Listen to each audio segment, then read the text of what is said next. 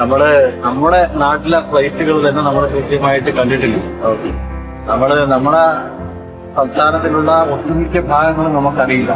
ഞാനിപ്പോ എന്റെ ഒരു സുഹൃത്ത് കണ്ണൂരിൽ നിന്നൊരു സുഹൃത്താണ് ഇപ്പോൾ ഉള്ളത്. അവർ ഗൾഫിൽ നിന്ന് വന്നതാണ്.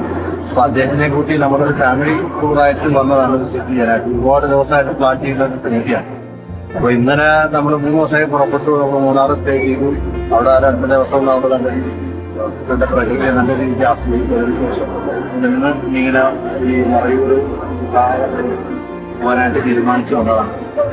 പറയാം, വളരെ വേറിട്ടൊരു അനുഭവം. അപ്പൊ ജീവിതത്തില് നമുക്ക് നഷ്ടപ്പെട്ടു പോയ ഒരു ജീവിതം നമുക്ക് തിരിച്ചു കിട്ടുന്ന വേണ്ടി വരും. ആദ്യം ആ രീതിക്ക് നമ്മൾ ഇതൊന്നും കണ്ടില്ലെങ്കിൽ നമുക്ക് ജീവിതത്തിൽ നഷ്ടമുണ്ടെന്നേ.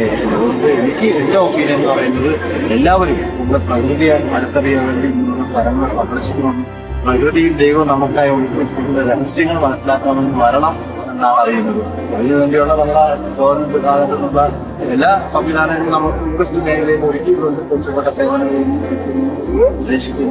இப்போ பார்த்தீங்க அப்படின்னா நம்ம சைட்லேருந்து ஒரு 2 கிலோமீட்டர் ரேடியஸில் இருக்க எரச்சல் பாறையிலேருந்து ஒரு 50 to 100 மீட்டர்ஸ் ரேடியஸில் பார்த்தீங்கன்னா ஒரு ஃபால்ஸ் ஒன்று இருக்குது. ஸோ இங்கே நீங்கள் ஃபேமிலியோடு வந்து ஜஸ்ட் நீங்கள் என்ஜாய் பண்ணலாம், நீங்கள் குளிக்கலாம், எல்லாமே நீங்கள் பண்ணலாம். ஸோ உங்கள் ஃபேமிலி கூட ஒரு நல்ல ஒரு பெட்டர் டைம் அப்படிங்கிறது நீங்கள் ஸ்பெண்ட் பண்ண முடியும்.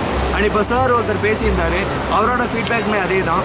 ஏன்னா நம்ம வாழ்க்கை ஃபுல்லாக வந்துட்டு நம்ம அங்கேயும் இங்கேயும் போயிட்டு சம்பாதிச்சிட்டே இருக்க போகிறது கிடையாது. நம்மளுக்குன்னு ஒரு டைம் நம்ம கண்டிப்பாக எடுத்து தான் ஆகணும்.